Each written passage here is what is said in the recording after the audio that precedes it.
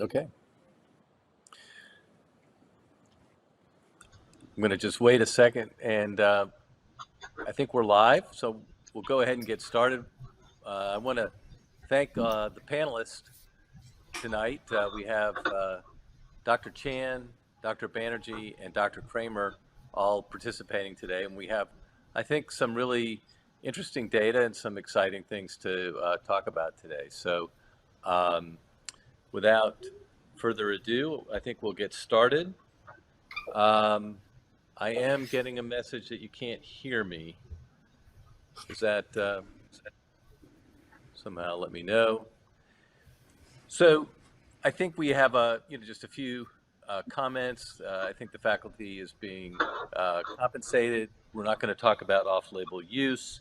If there is any questions, direct those to your Medtronic team and reps, or talk to us offline.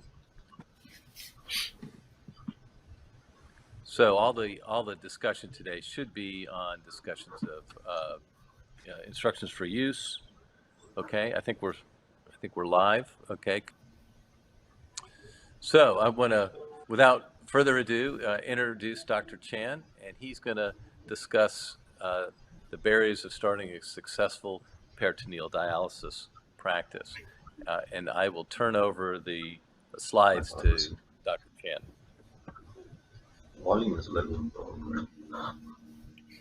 Good afternoon, everyone. We are live. So I am charged with the first presentation on overcoming barriers and starting a successful PD practice. Okay, it's working. So here's my disclosure slide.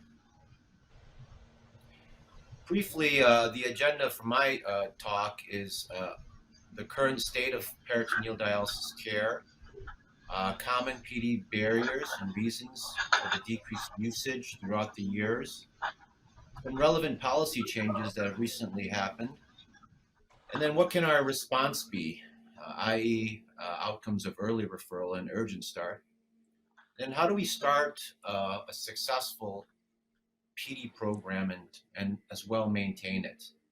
How do we educate and incentivize PD? And also a brief experience of what we do at the University of Wisconsin.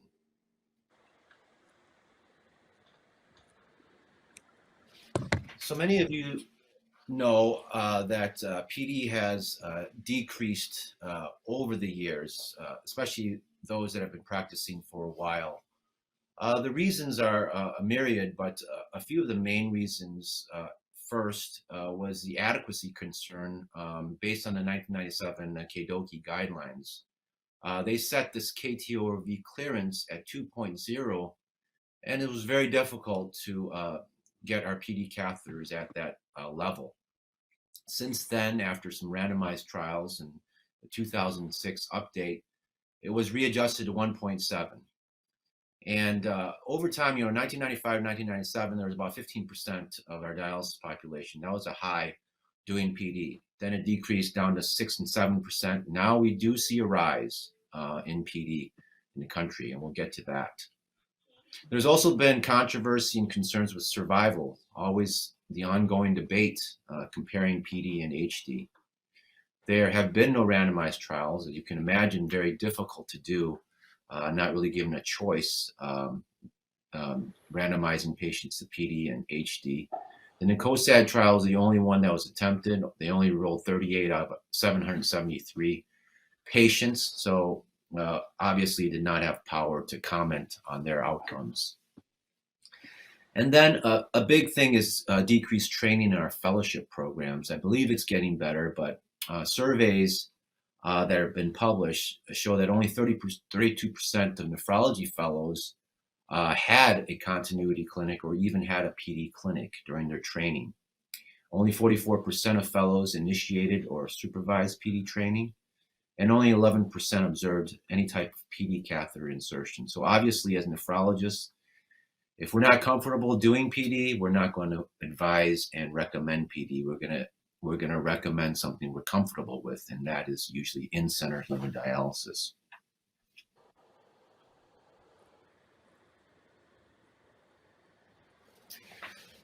So what's our response to common barriers? Well, that PD has a high rate of failure. Published data show a mean rate of change about 9.5% annually.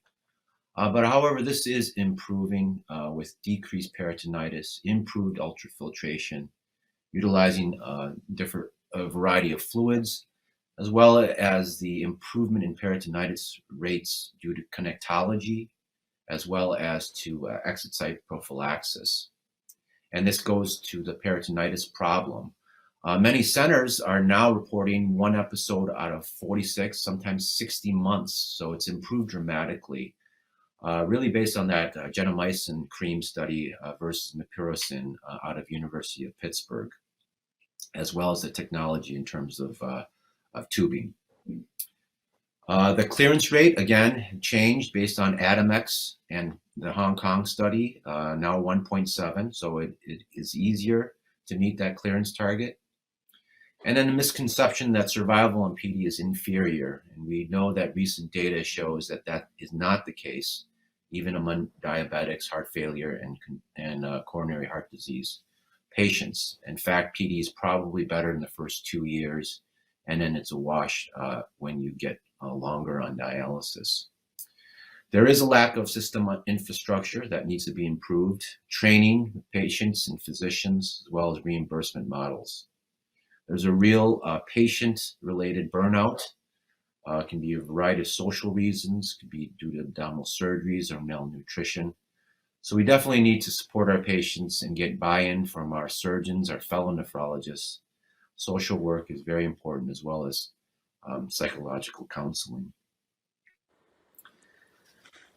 Well, given that, most recently, in the last administration, in July 2019, the Advancing American Kidney Health Initiative was signed as an executive order. This was CMS mandatory payment model, the ETC model, which adjusted dialysis payment to facilities and nephrologists based on home dialysis and kidney transplantation rates.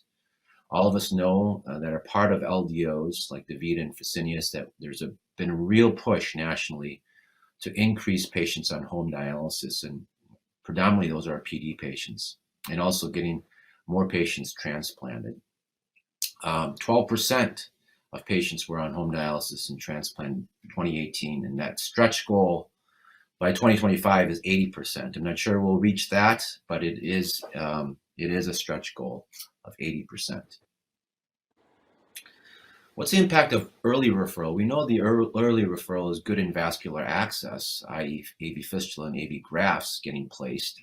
In this study, a cohort of 102 incident patients in Hong Kong, early referral was defined as greater than 3 months, seen in a nephrologist before initiating dialysis. And as you can see, all-cause mortality was improved in early nephrology referral, as well as cardiovascular mortality, if you refer patients to PD early. And they get the education and get the options education before they start.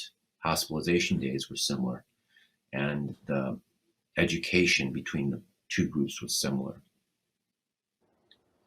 What about in-hospital CKD education programs and urgent start dialysis? Well, this study looked at an education home dialysis first policy, and the study, as well as studies in Hong Kong where PD first is practiced. A nurse practitioner was familiar with both modes of home dialysis. They provided multimedia education, pamphlets, etc., to family members, patients, at least once. There was 228 patients that started acutely in the hospital. 71 patients chose a home dialysis modality. So all of us that do inpatient rounding and start patients in dialysis, that's quite a big number that you can recruit to do PD or home hemo. That's 35% versus 13% before the program was started. So this study just showed that if you have a good in-hospital education program, you have buy-in from the hospital, you can definitely start patients urgently on home dialysis. Fred Finkelstein had an excellent article looking at education and incentivizing PD in terms of increasing PD in this country. He has 7 points that I'll go through real quick. He supports education in CKD, expanding funding, which slowly is happening in our country, providing support for a multidisciplinary low clearance kidney clinic, which is late stage CKD and part of the essential care in terms of focusing on home dialysis. Mandating nephrology programs to provide comprehensive education in clinics for fellows in PD, and restructuring government dialysis facility requirements for home dialysis, which again is happening with the signage of the Advancing Kidney Initiative.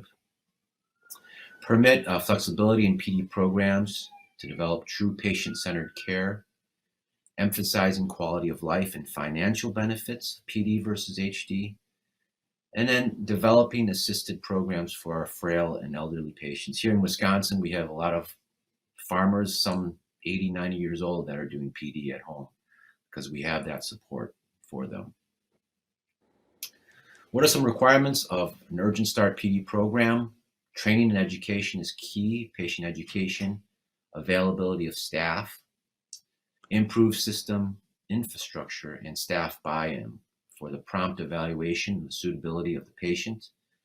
A prompt catheter placement, which whether you place it percutaneously or laparoscopically, it should be very efficient, get on the schedule quickly. And obviously a protocol for prescription and monitoring and troubleshooting. Here in Wisconsin, we started placing PD catheters percutaneously and increased our population from 20 to 30 to above 50 and into the 60 range. We are a very high transplant volume center, and we still kept those numbers fairly high.